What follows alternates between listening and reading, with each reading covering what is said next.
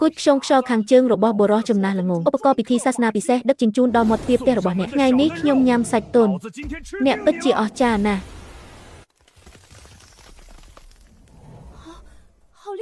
ខ្ញុំមិនអនុញ្ញាតឲ្យអ្នករួចផុតពីរឿងនេះទេ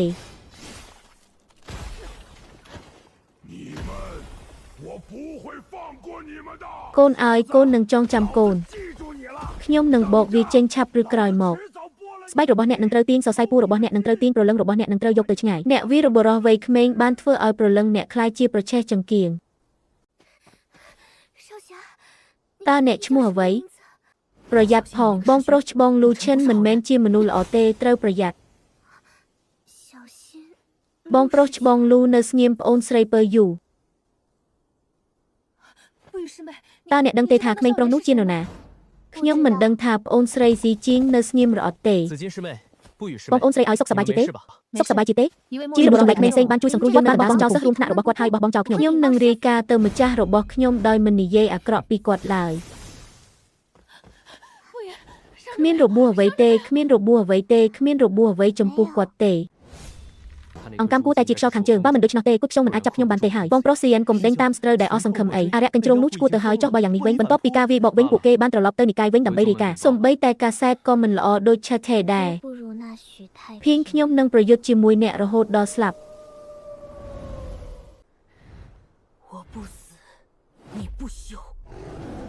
ខ្ញុំនឹងតស៊ូរហូតដល់ស្លាប់ខ្ញុំមានអំណោយទានពីធម្មជាតិខ្ញុំបានឃើញចរិតរបស់ព្រះសង្ឃហើយបុរសម្នាក់នេះរឹងមាំដូចថ្មខ្ញុំមិនដឹងថាវាប៉ុន្មានឆ្នាំហើយទេចាប់តាំងពីខ្ញុំបានជួបគាត់ជាខ្ញុំស្លាប់នៅក្នុងដៃរបស់អ្នកក៏ដោយវាពិតជាគួរឲ្យខកចិត្តណាស់ប្រសិនបើអ្នកជាអ្នកដែលបានស្លាប់អ្នកនឹងស៊ីខ្ញុំហើយចម្រាញ់ខ្ញុំស្រីពេជ្យានឹងក្លាយជាអ្នកបម្រើរបស់ខ្ញុំជារៀងរហូត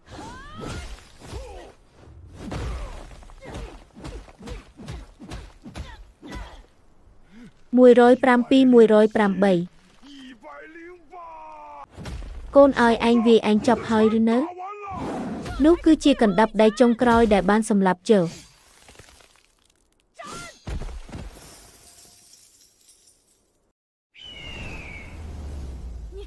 ៉ុន្តែវាពិតជាបានសម្លាប់រឿងនេះមែនអារៈកញ្ជ្រោងក្បាលអ្នកបានមកដល់ហើយបងស្រីលីងយូបងស្រីខ្ញុំបានបំផ្លាញអារៈកញ្ជ្រោងនោះហើយតើតែពីងតូចកំពុងជួបបញ្ហាមែនទេអត់ទេវាមិនល្អសម្រាប់អ្នកធ្វើទេវាប្រែជាល្អជាងការរំពឹងទុករបស់ប្អូនស្រីខ្ញុំអរគុណណាស់ដែលប្អូនស្រីខ្ញុំមិនយល់ខុសបងស្រីមើលចុះនេះជាអត្ថន័យរបស់វាខ្យល់ល្អណាស់ខ្ញុំមានរបស់ទាំងនេះការផ្លាស់ប្ដូរលើកទី2នៃចក្រភពមិនអាចផ្ដល់លទ្ធផលអ្វីបានទេកំណត់ទ្របខុស